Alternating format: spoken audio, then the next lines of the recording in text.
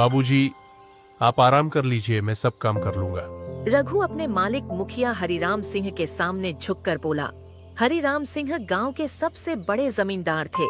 खेत खलिहान, घर द्वार, बैलगाड़ी सब कुछ था उनके पास। मगर असली सहारा अगर किसी ने बनाया था तो वह था रघु, उनका नौकर। रघु! मुखिया का बेटा अरविंद गुस्से में चिल्लाया। जी मालिक। मैंने कहा था ना, बैलगाड़ी की रस्सी कसकर बांधना। देखो खुल गई है। अगर बीच रास्ते में बैल भाग जाते तो मेरा क्या होता? रघु हाथ जोड़कर बोला। माफ करना मालिक, मेरी ही चूक रही, अभी ठीक कर देता हूँ। मुखिया हरिराम पास ही बैठे थे। उन्होंने बेटे से कहा, अरविंद, इतना गुस्सा क्यों करता है? रघु कोई जानबूझकर गलती नहीं करता। यही तो है जो तेरे बाप दादा की तरह तेरी सेवा कर रहा है। अरविंद नाक सिकोड़कर बोला। बाबूजी, नौकर तो नौकर ही रहेगा। कितना भी वफादार हो, उसका दर्जा कभी मालिक जैसा नहीं हो सकता। ये सुनकर रघु का दिल चुभ गया, मगर उसने कुछ नहीं कहा। उसने बस सिर झुका लिया और रस्सी कसने लगा।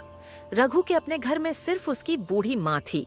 झोंपड़ी टपकती थी, बरसात में भीग जाती थी, मगर रघु ने कभी मालिक से अपनी परेशानी नहीं बताई। उसका जीवन बस एक ही चीज पर टिका था, ईमानदारी और वफादारी। वह जानता था कि अगर मुखिया परिवार के भरोसे को तोड़ दिया तो उसके पास कुछ भी नहीं बचेगा। हर सुबह वह सूरज उगने से पहले खेत जाता, बैल जोतता, पानी लाता, अरविंद के कपड़े धोता, मुखिया जी का हुक्का भरता और रात को सबसे बाद में सोता। गांव वाले अक्सर कहते, रघु, तू इतना काम करता है फिर भी मिला क्या? तनख्वाह, 2 वक्त की रोटी और कुछ फटे पुराने कपड़े।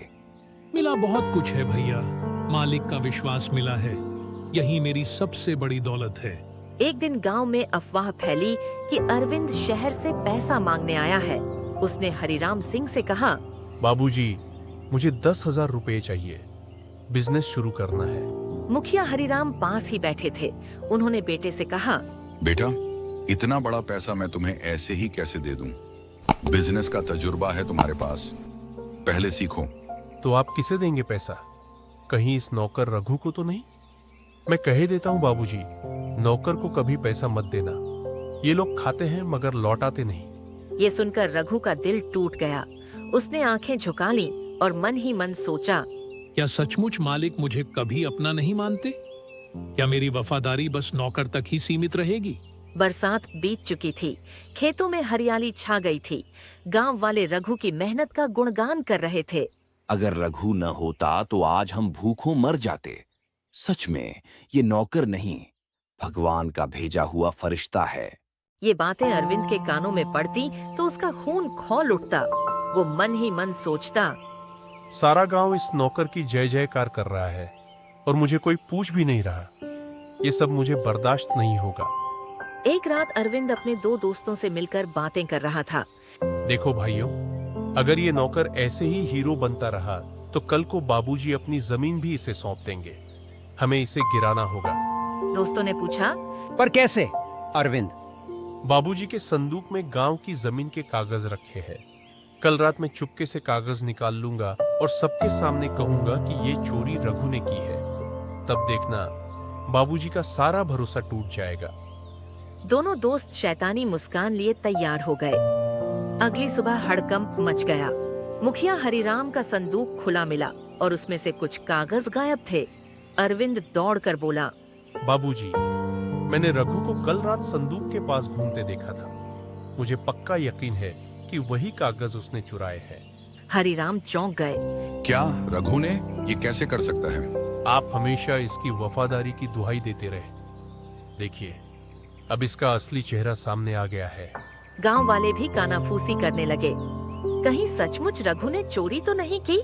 रघु वहीं खड़ा था, आंखें नम थीं। उसने धीरे से कहा, मुखिया जी, मैं कसम खाकर कहता हूँ, मैंने कुछ नहीं चुराया। आप चाहें तो मेरी झोपड़ी तलाशी ले लीजिए। अरविंद ने ताना मारा। हाँ, ऐसे तो सब चोर कहते हैं। पहले चोरी करते हैं, फिर मासूम बनते हैं। हरिराम उलझन में पड़ गए। उनका दिल कह रहा था कि रघु निर्दोष है, लेकिन सबूत अरविंद के पक्ष में थे। 3 दिन बीत गए। रघु की इज्जत दांव पर थी। गांव वाले भी उससे दूरी बनाने लगे। रघु चुपचाप काम करता रहा, मगर उसकी आंखों से आंसू बहते रहते। फिर एक दिन अचानक अरविंद के वही दोस्त शराब पीकर आपस में झगड़ने लगे। एक बोला, सब तेरी वजह से हुआ। अगर हम वो कागज सही से छुपाते तो पकड़ में नहीं आते। चुप कर बेवकूफ, कहीं कोई सुन लेगा तो सब फंस जाएंगे। ये बातें रघु ने सुन ली। वो तुरंत मुखिया जी के पास पहुंचा और उन्हें सारा हाल बताया। मुखिया जी ने उन दोनों दोस्तों को पकड़कर चौपाल में बुलाया। दबाव डालने पर दोनों ने सच उगल दिया। कागज अरविंद बाबू ने ही हमें दिए थे और कहा था कि इल्जाम रघु पर लगाना है। पूरा गांव दंग रह गया। अरविंद का चेहरा उतर गया। मुखिया जी ने गुस्से से अरविंद की ओर देखा। अरविंद, तूने जिस पर इल्जाम लगाया वही तो हमारी इज्जत का सहारा है। तू मेरा बेटा होकर भी मुझे नीचा दिखाने चला था। आज से मैं तुझसे कोई उम्मीद नहीं रखूंगा। फिर सबके सामने उन्होंने रघु का हाथ पकड़कर कहा, गांव के लोगों, आज से रघु मेरा नौकर नहीं, मेरा भाई है। इसकी ईमानदारी ने साबित कर दिया कि खून का रिश्ता ही सब कुछ नहीं होता, दिल का रिश्ता सबसे बड़ा होता है। गांव वाले तालियां बजाने लगे। जय हो रघु की। रघु की आंखों से आंसू बह निकले। वो रोते रोते बोला, मुखिया जी, मैं नौकर था, नौकर ही रहूंगा, मगर आपका प्यार मेरे लिए सबसे बड़ी दौलत है। गांव की चौपाल में हुई सच्चाई का खुलासा होने के बाद अरविंद की इज्जत मिट्टी में मिल गई थी। जहां भी जाता लोग कहते, देखो देखो, यही है मुखिया जी का बेटा जिसने अपने ही नौकर को बदनाम किया। रघु नौकर होकर भी कितना ईमानदार निकला और ये मालिक होकर भी कितना गिरा हुआ। ये बातें अरविंद को तीर की तरह चुभती थीं। वो मन ही मन सोचता, जब तक रघु जिंदा है मेरा कोई मान सम्मान नहीं बचेगा। मुझे इसे हटाना ही होगा। एक दिन अरविंद शहर गया। वहां उसकी मुलाकात एक चालाक जमींदार दलाल कैलाश सेठ से हुई। सेठ ने कहा, अगर तुम चाहो तो मैं तुम्हारे पूरे गांव की जमीन खरीद सकता हूँ। तुम्हें मोटी रकम दूंगा, ऐश करोगे। अरविंद की आंखें चमक उठीं। लेकिन बाबूजी मानेंगे कैसे? सेठ हंसकर बोला, उन बूढ़े मुखिया की फिक्र मत कर, हमें बस उनकी सहमति के कागज चाहिए, बाकी काम मैं देख लूंगा। ठीक है, मैं बाबूजी से साइन करवा लूंगा, और अगर उन्होंने मना किया तो कोई और रास्ता निकालेंगे। संयोग से उसी समय रघु शहर के बाजार में बीज लेने आया था। उसने गली के मोड़ पर अरविंद और सेठ की बातचीत सुन ली। रघु सन्न रह गया। हे भगवान, ये तो गांव बेचने की साजिश कर रहे हैं। अगर जमीन चली गई तो गांव वाले कहाँ जाएंगे? रघु का दिल कांप उठा।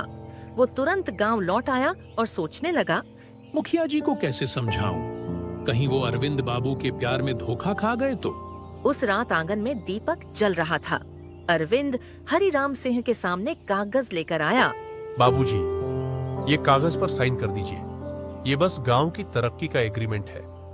बड़े बड़े शहर के लोग यहाँ कारखाना लगाएंगे, गांव अमीर हो जाएगा। हरिराम ने कागज देखने से पहले ही कहा, मैं बिना पढ़े साइन नहीं करता। नहीं मुखिया जी, ये तरक्की का नहीं, बर्बादी का कागज है। इसमें लिखा है कि सारी जमीन कैलाश सेठ को बेच दी जाएगी। सुनते ही हरिराम का चेहरा सख्त हो गया। अरविंद, तू फिर से विश्वासघात कर रहा है। अरविंद गुस्से से गरजा। हाँ, और करता रहूंगा, क्योंकि मुझे नौकर से हारना मंजूर नहीं है। मैं साबित करूंगा कि असली हकदार मैं हूँ, रघु नहीं। अगली सुबह अरविंद ने गांव वालों के बीच अफवाह फैला दी। रघु ही असली गद्दार है। ये चाहता है कि गांव की जमीन बाहर वालों को मिले ताकि ये खुद मालिक बन सके। गांव वाले उलझन में पड़ गए। कुछ लोग कहने लगे, नौकर पर भरोसा करने से पहले हमें सोचना चाहिए, कहीं सच में रघु हमें धोखा तो नहीं दे रहा। रघु का दिल टूट गया।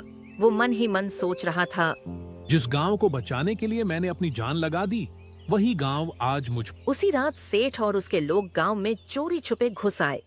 उनका इरादा था जमीन पर जबरदस्ती कब्जा करना। रघु ने ये देख लिया और अकेला ही उनसे भिड़ गया।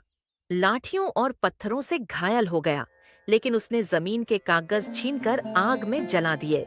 सेठ गुस्से से चिल्लाया, पागल आदमी, तूने लाखों का नुकसान कर दिया। गांव वाले दौड़कर पहुंचे। उन्होंने रघु की हालत देखी और सब कुछ समझ गए कि असली गद्दार अरविंद था। हरिराम सिंह रघु को गोद में उठाकर रो पड़े। बेटा, तूने अपनी जान पर खेलकर गांव को बचा लिया। तू नौकर नहीं, मेरा सच्चा वारिस है। गांव वाले भी जोर से बोले। जय हो रघु की, जय हो वफादार बेटे की। अरविंद को पूरे गांव ने धिक्कारा। उसकी नजरें